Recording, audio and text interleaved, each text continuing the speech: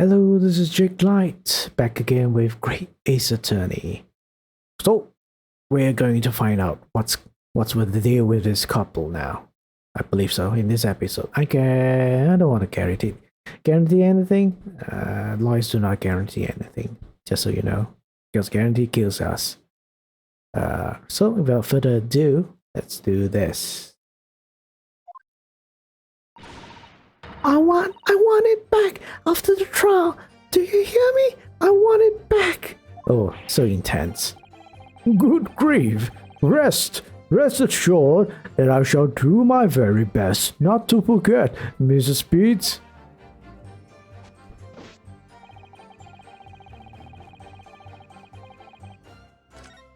Right, I have to present.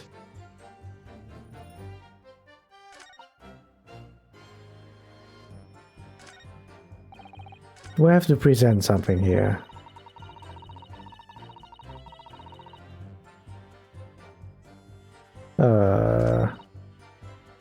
Obviously, if anything had been thrown out of the window, we would have seen it. You see, sir, the windows on the top floor of the garage has a top hinge casement. This case has nothing to do with Mr. Smith. Get it. Okay. Drop my book and end up losing my way for a while. Okay, I'm gonna press this again. Alright. See if there's something.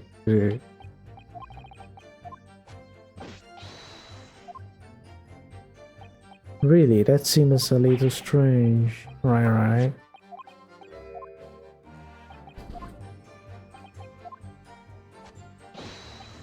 I'm hoping they will give me an option to do something here after pressing this.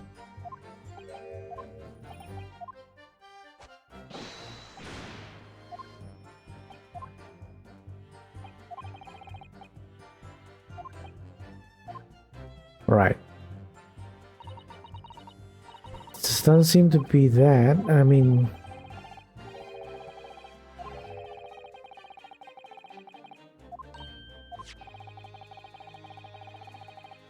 makes me sure that Mrs. Scarab is hiding. Alright, this is a clue to say that, yeah, there's a twist right now.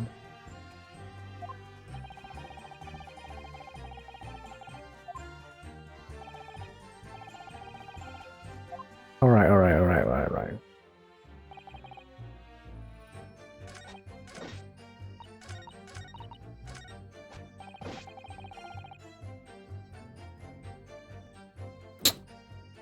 Let me check the book again.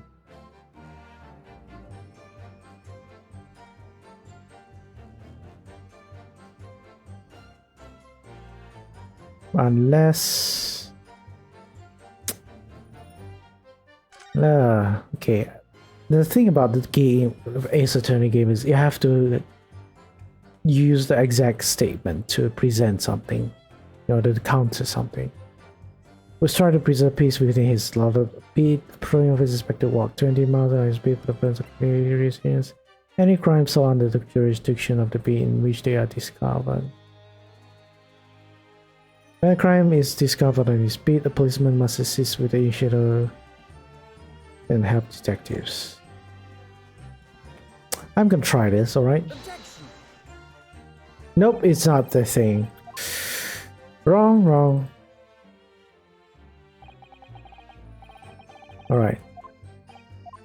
Alright, yes, I'm sorry, I know. Ugh. Okay, no, I have to think this hard.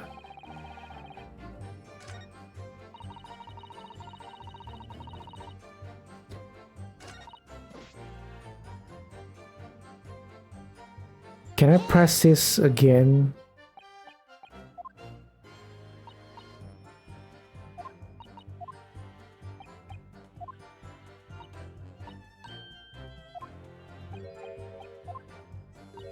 Okay. Oh, please. So, right. 15 minutes. Da.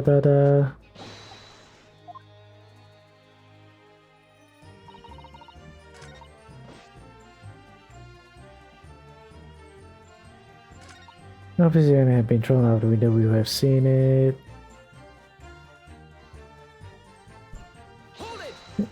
I'm gonna try and press this as well.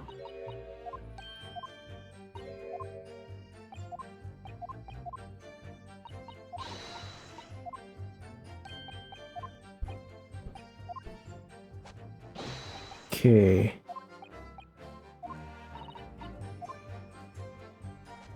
The truth is,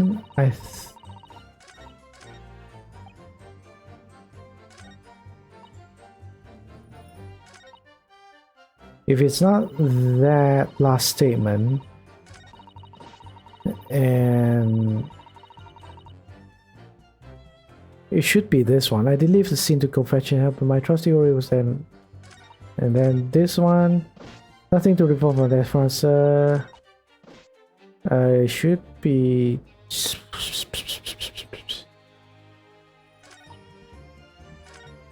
What about the first one? These guys are a little bit blah blah. No, okay. We would have seen it. Alright, well, I'm gonna try with this. Try this with the book, Constable's book. Objection. Not this one as well? Oh no.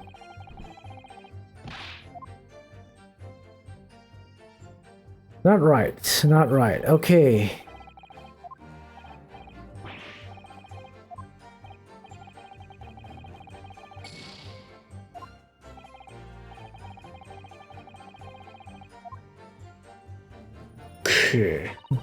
I'm confused now. But my trusty Rolly was there to make sure nothing was disturbed. Okay, let me check the evidence again.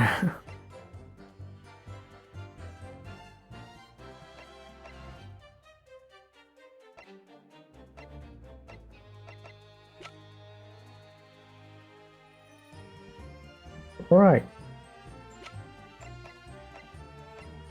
The picture taken was probably not... Yeah, not at a crime scene at the other side of the Briar Road. Not at Gary Debb's nearby. Nothing I can use to contradict.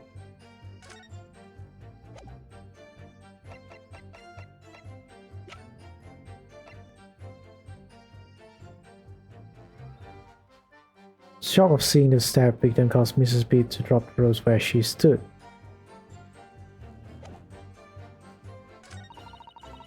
I dropped my book and ended up losing my way for a while.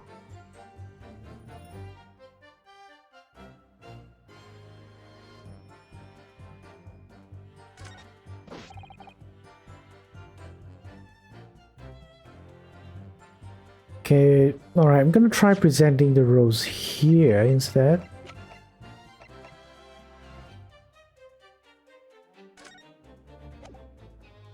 Right? Alright, oh, I'm correct. I was correct. You claim, Constable Beat, there was nothing to report. In the 15 or so minutes you were guarding the scene. But that cannot be. What? What do you mean to say? In your testimony just now, Mrs. Beat, you explained to the court that when you arrived back at the scene of the crime with a policeman assigned to that beat, the bouquet you had dropped at the victim's side was no longer anywhere nearby. Yes, on the opposite side of Briar Road to where the victim was attacked. But considering the size of that meager bouquet, if a single sorry bloom can be so described, no doubt it was blown in the wind across the street, back into the gutter where it belongs. Meager? But if that were the case, why did Constable Beat not testify to the fact? You caught me. I was just good at being a racist. No one else approached the scene and nothing was removed from it. Constable Beat swore to that on Scotland Yard's honor. But the bouquet belonged to me. there's nothing to do with the case. That's why Rolly didn't mention it, I'm sure. No, because sadly it's not only your bouquet we are talking about here. More than one thing in this case is mysteriously the wrong way round. What are you talking about? Think about it. Besides Mrs. Beat's bouquet, there's Mr. Gary Depp's book. Mr. Gary Depp's copy of The Lion's Pride, which was thrown out of a window by his wife, would have struck the pane of the casement window and landed here, on the west side of the street. And yet, it was actually found here, on the opposite side of the road, in the victim's hand. Meanwhile, according to the testimony we've heard, Mrs. Beat's bouquet should have been dropped here at the scene of the crime on the east side of the street. But in fact, it was actually found here, on the opposite side of the road, in front of Mr. and Mrs. Gary Depp's house. There's no logical explanation for those things, unless somebody deliberately moved them.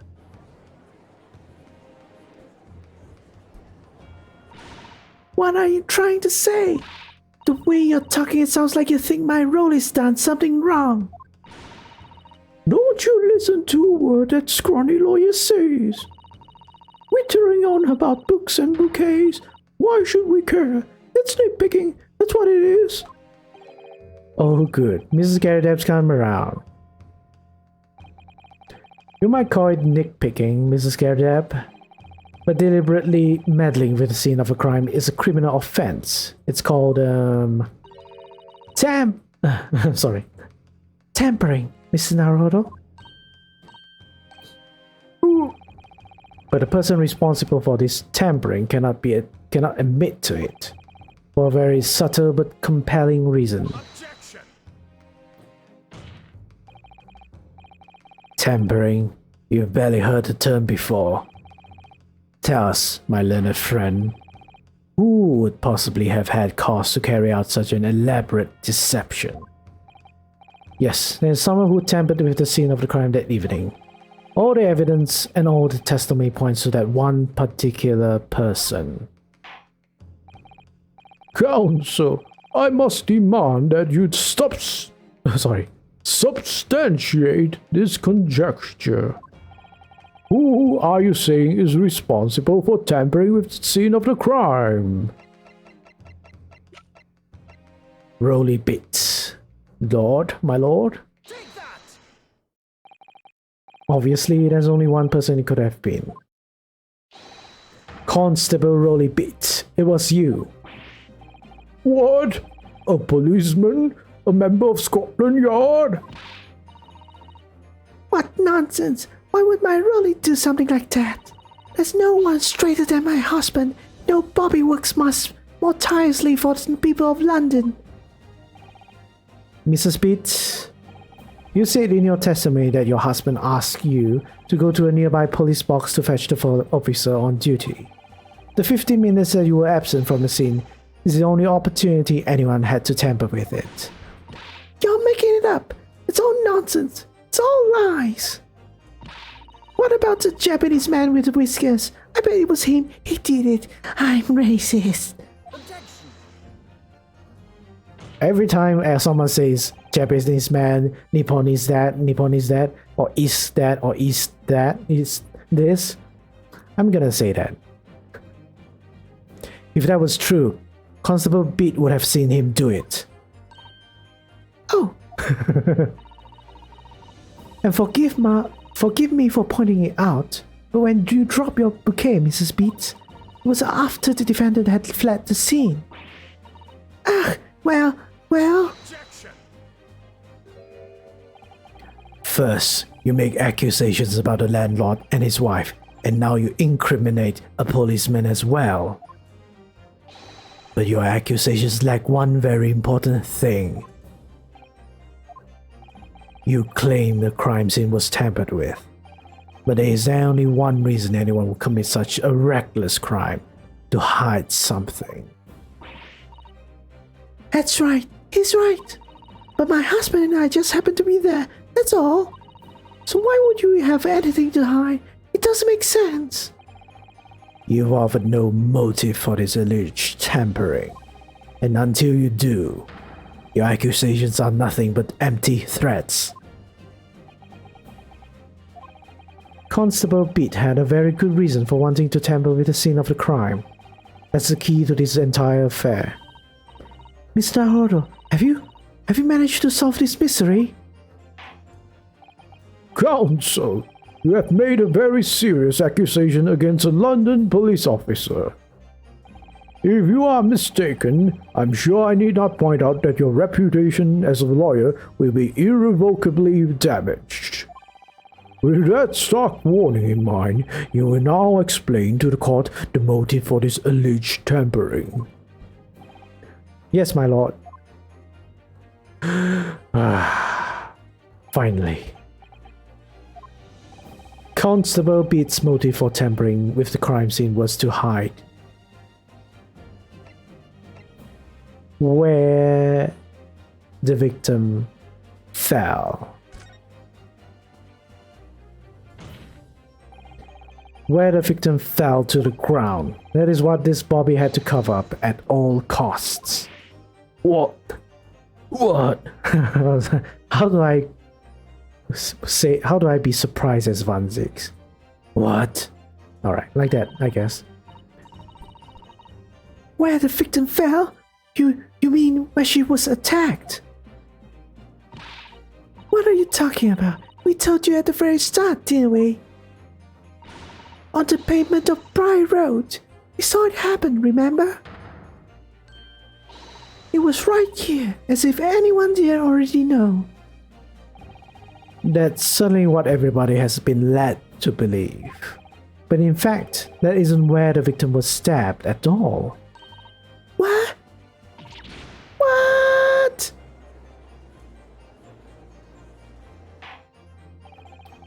I'm beginning to wonder where this tumultuous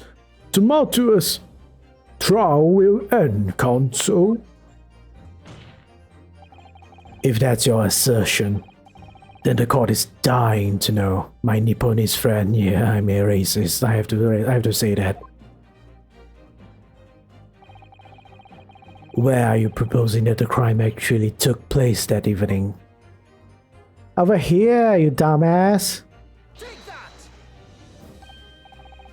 But that's... On the opposite side of the road. I don't understand. On the evening in question, Mr. Gary Depp's book fell directly down from the open window above, and your bouquet, Mrs. Beat, never moved at all. What did move was the scene of the crime itself. Good gracious! Objection! Perhaps you haven't been listening to the ample testimony the court has heard. But these witnesses both saw the moment that the attack took place. That's right. I saw it with my own eyes. It was 5 o'clock in the evening and already dark. There was a typical London fog on the ground. When you saw the incident unfold and ran to the victim's aid, that was actually on the west side of the Bry Road. No, that's not true. It can't have been. Constable Beat then arranged for you to be absent for a while by sending you for help. And during that 15 minutes you were away, he transplanted the crime scene. He moved all the things shown in this print. The victims, herself, the book, the 4 books. He moved everything, in fact, to the pavement on the east side of Bry Road. Extraordinary. But the constable overlooked one thing. What? What did he overlook? The bouquet, I presume. Exactly. The prosecution told the court just a few minutes ago about the discovery of the rose bouquet. Lord Van Zyck said it wasn't noticed until the morning as it lay where the street lamp cast no light. Take that, you racist. Yeah. Yes, couldn't be seen in the dark, obviously. Which is why it was the only bouquet that was found in its original position on the pavement on the west side of Briar Road. And that is a defense theory about what really happened that evening. How do you respond, Constable Rolly Beat?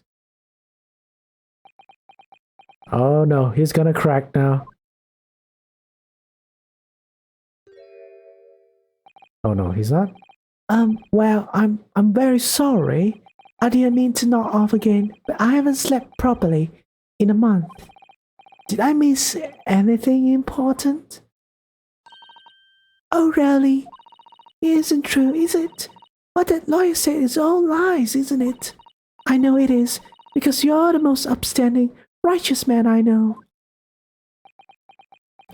Butterfly visions. Patricia? Butterfly visions. I had a dream, a terrible dream. All the things I did that night, everything come out, everything exposed. Only it seems it wasn't a dream at all. Good golly! Order! Order! Order! What on earth is the meaning of all this? Oh, Rolly, why? Why would you do something like this? Moving a corpse is a criminal offense, isn't it? He hasn't died yet, you know. Wishing the victim dead should be one too. Constable, explain yourself. Why would you do this? As a respected member of Scotland Yard, your duty is to protect the good people of London town. I can't say, sir. What? I really am ever so sorry about all this. For damaging the yard's reputation, for everything. I have a possible explanation for why on that particular evening, Constable Beat felt compelled to move the scene of the crime. I can think of one reason. What? How could you possibly know? You, a foreigner, presuming to understand the mind of a Scotland Yard policeman, I'm racist. And yet, Lord Van Zyck, it is this foreigner who has uncovered the startling truth of the matter thus far. Huh. I believe it would be beneficial to the court to hear this extraordinary young lawyer's theory. Counsel for the defense, if you please. Yes, my lord. Now then, I think you had better show us some evidence. At once, my lord. England, Japan, it makes no difference where you come from. Human emotions are the same. And I think I have a fairly good idea of the feelings behind this man's actions. What gives away the motive for Constable Beat's unthinkable actions? This. Take that! I realize that I'm a foreigner in this land. I have only just arrived from Japan. Which is why all this information about London's so-called bobbies is completely new to me. I've learned that, though an honorable, patrolling the beat is the most demanding work in the world, for example. Keeping the peace, looking after the citizens of this beat in all kinds of ways. There's no doubt that the young Bobby is charged with a great deal to do each day, certainly. But for Constable Beat, the day in question was special. Special? How? On account of this bouquet, my lord. Oh, yes. It was our very first wedding anniversary. Constable Beat had worked so hard to be able to afford this simple gift for his wife, and was so looking forward to taking her out for a celebratory meal. When he, Mrs. Beat, stumbled upon the crime along Briar Road. When he saw that shadowy figure through the fog collapse on the pavement ahead of them, what must have gone through the man's mind. But, sir, just on that one particular day, I was just looking forward to celebrating my wedding anniversary. Mrs. Beat puts up with a lot of being married to a Bobby like me. I wanted to show my dear wife how much I care.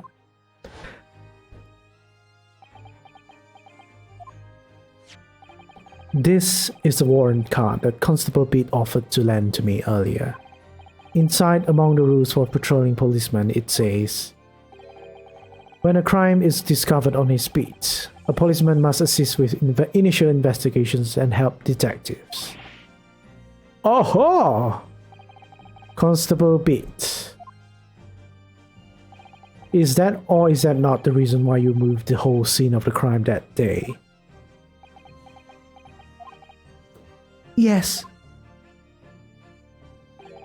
Everything you say is all right. So that's it. It was all to do with the boundary of your beat. Oh! Exactly.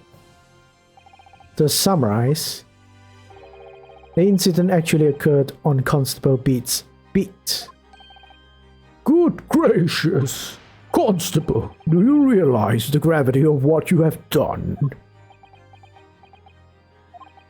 It was the first time since I became a copper that I ever cursed God. Stay close to me, Pat. The criminal could still be lurking somewhere. As we ran over to the scene, I had every intention of doing my duty as a police officer. We've got to report this to the station as quickly as possible. But then, it dawned on me. I realized we were where we were, where the victim was lying, and what that meant for me.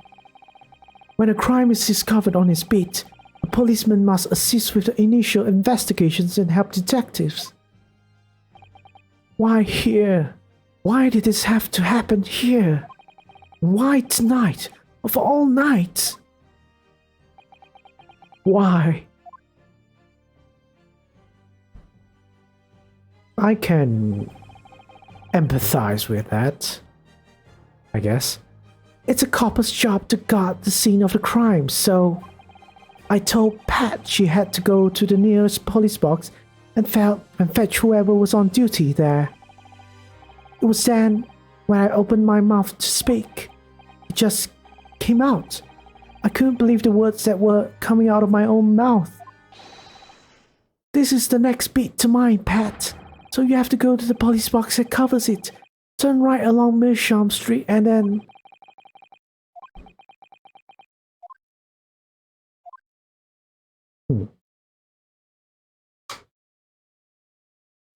Susato.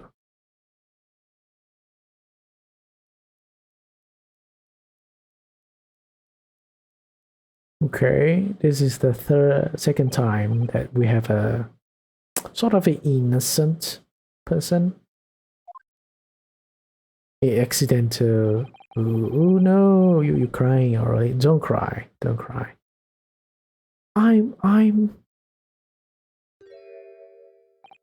I'm sorry. I'm so sorry. Oh, Constable. I just wanted just that one night to take my Patricia out for dinner. Oh, really? just that one night. You knew that if the incident was on your beat, your evening of celebration would be ruined. And so you decided to move the entire crime scene out of your jurisdiction. Just across the street, to the east of pavement of Bride Road, which falls under the neighboring beat's care. You see, I thought. Well, I was sure the victim was dead, you see. I beg your pardon? Oh, of course he did. Otherwise, my Rolly would never have left the poor woman on the freezing cold pavement. Ah, I see your meaning now. But God got me back for my sins, didn't he? That's why I missed the rose I bought from Pat. Oh no, Rolly, it was all my fault. I should never have dropped it in such a dark place. I'm so sorry, Rolly.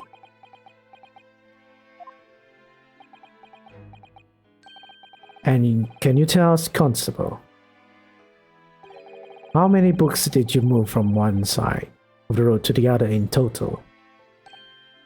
4 it was. Yes, sir, definitely. 4. 3 of them dropped by Mr. Natsume, and the 4th being the one that fell from the window upstairs in the Garrett household, of course. But what made you place that book in the victim's hand when all the others were scattered haphazardly around, I mean? Oh well, sir, that's because that's how I found it. How you found it? What do you mean? When we first ran over the scene, the victim was already holding the book. So when I moved everything, I made sure it was still in her hand. You're sure it was this book, The Lion's Pride, that the victim was holding? Oh yes, sir. No doubt about it, sir. Interesting. Yes, definitely interesting. And okay. I think this isn't the end yet. And there's gonna be a lot more. So, and now time is over. We are over a couple minutes now. So I have to end this. Well, unfortunately. So thank you so much for watching this episode. Hope you enjoyed it. We're gonna move on. We're gonna find out. All right. Sorry if I thought this was gonna be the end, but no. Well, at least most of the mystery has been resolved. So, anyways, take care. Stay hopeful, but be critical. Right? Bye bye.